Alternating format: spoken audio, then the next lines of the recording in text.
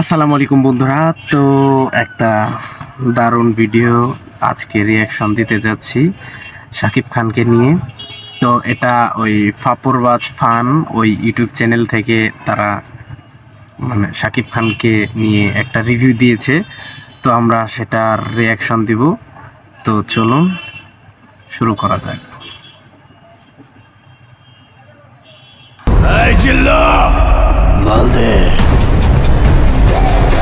ভাইরে, নিজেকে পরিবর্তন করার দরকার পড়লে শাকিব খানের মতোই পরিবর্তন করা দরকার। শাকিব খান বুঝিয়ে দিয়েছে সবসময় ট্রলের শিকার হওয়া মানুষটাও একসময় ভালোবাসার মানুষে পরিণত হতে পারে। বছর দুয়েক আগেও শাকিব খানকে মানুষ সাবান বাদেই ধুয়ে দিত। তার ফিটনেসবিহীন ভরিওয়ালা ছবি দেখে মানুষ প্রতিদিন হাজার খানিক মিম বানাতো। ফেসবুকের প্রতিটা ছবিতে হাহা রিয়াক্টের বন্যা দিয়ে ভাসিয়ে নিয়ে যেত।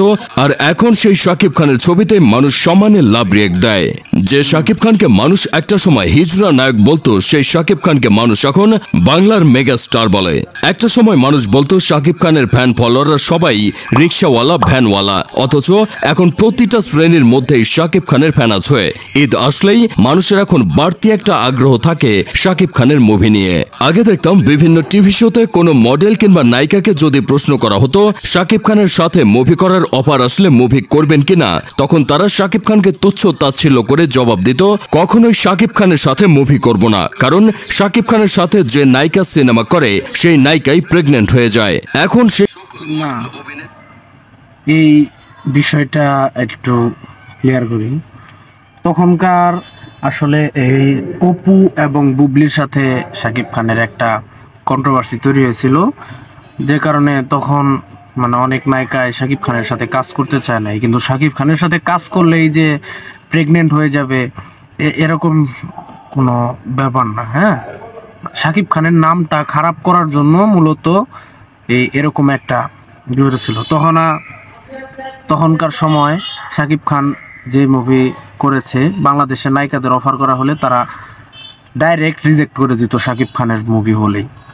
কিন্তু এখন কিন্তু তারাই আবার শাকিব খানের মুভিতে কাজ করার জন্য উঠে পড়ে লাগছে, কাজ করবে, কিন্তু এখন আর শাকিব খান তাদের পাত্তাই দিচ্ছে না। এটার জন্য শাকিব খানকে একটা ধন্যবাদ।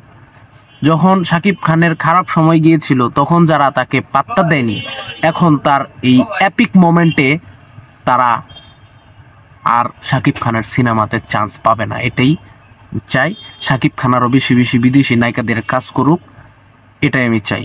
তো চলুন সামনের দিকে আগানো যাক। শাকিব খানের সাথে সিনেমা করার জন্য পাগল। বিভিন্ন টিভি শোতে তারা এখন অভিযোগ করে শাকিব খান কেন বিদেশি নায়িকাদের সাথে মুভি করে, দেশে কি নায়িকার অভাব পড়েছে? সত্যি কথা বলতে কি ভাই, একটা সময় শাকিব খানকে আমার নিজেরই ভালো লাগতো না। এর কারণ হলো অপু বিশ্বাস আর বুবলি। এই দুই সতীন এক সময় বাংলার মানুষদের একটু শান্তিতে থাকতে দিত না। রাতে ঘুমাতে যাবার আগে দেখতাম অপু বিশ্বাস বুবলির নিতম্ভে কামড় দিছে, আর সকালে ঘুম থেকে উঠে দেখতাম বুবলি অপু বিশ্বাসের নিতম্ভে কামড় দিছে। এক ফুটবল বিশ্বকাপ গিয়ে আরেক ফুটবল বিশ্বকাপে এসে যেত, তারপরও এই দুই সতীনের কামড়া কামড়ি শেষ হতো না। পুরো ফেসবুকটা এই দুই সতীন স্টার জলসা বানিয়ে দিয়েছিল। স্টার জলসা সিরিয়ালে নায়িকা যেমন সারাক্ষণ জামাই নিয়ে টানাটানি করত, এই দুই সতীনও এমন করত। আর আমাদের দেশের কিছু হলুদ মিডিয়া সারাক্ষণ এই দুই সতীনের পিছনে লেগে থাকতো। কে কখন কাকে স্পর্শকাতর জায়গায় আঙুল দিছে এইগুলো নিয়ে সারাক্ষণ নিউজ করত। আর এইদিকে দেশ অষ্টআশির বন্যায় ভেসে গেল, তাদের কোনো খোঁজ থাকতো না।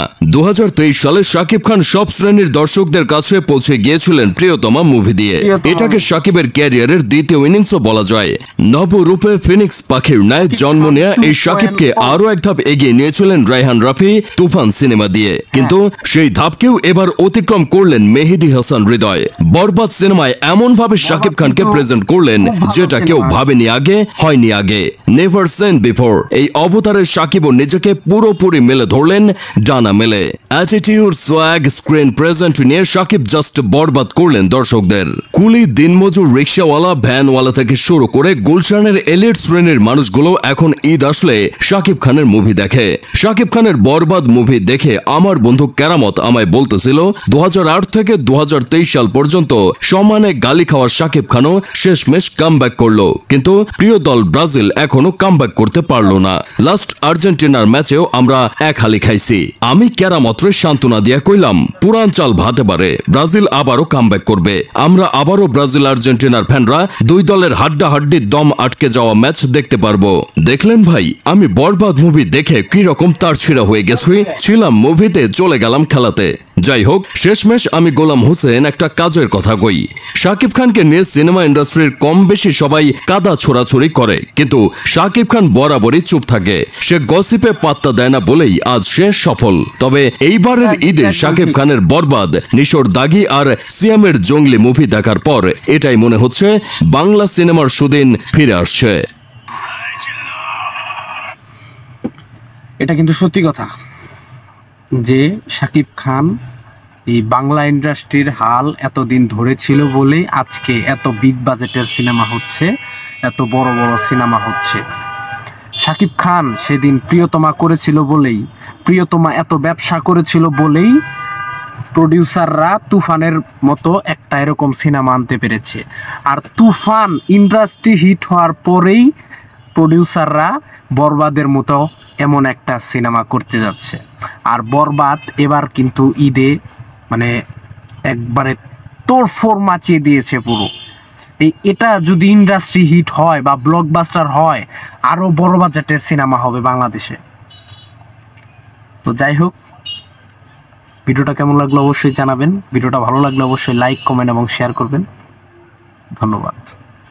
দেখা হবে পরবর্তী কোনো ভিডিওতে।